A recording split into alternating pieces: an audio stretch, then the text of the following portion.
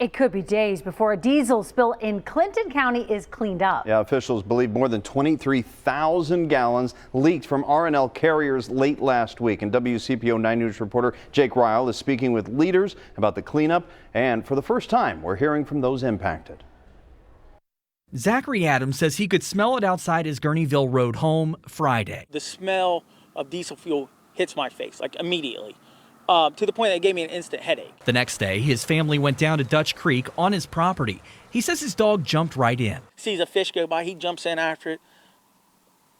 Then we find out it's a dead fish. And now why is there, it looks like scum. It should be pond scum and flowing water. Well, it's not. It's emulsified diesel fuel. His wife alerted the fire department, and they, in turn, got the EPA involved. The source, a tank at nearby R+L Carriers. The tank was empty for cleaning last week. The crew would have entered through a manway. And from what I saw Saturday evening, when I first arrived, yes, that all the bolts were not fully secured when that tank was put back in operation.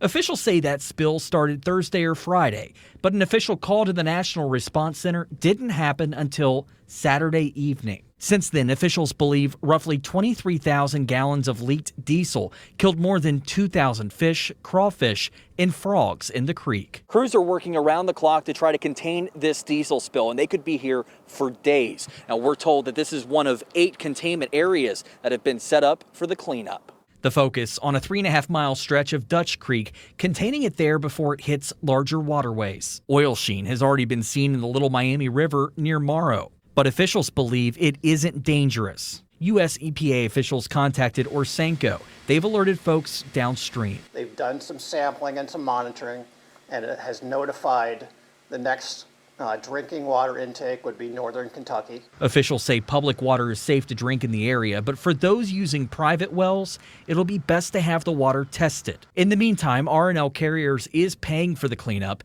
but it's left some in a murky situation. I get to go home and smell Diesel Creek, brought to you by R+L Carriers. In Wilmington, Jake R+L, WCPO 9 News. A spokesperson for R+L Carriers spoke with WCPO 9 this evening and said a statement would be given on the investigation. We've yet to receive that statement, but when we do, we'll keep you updated on air and online.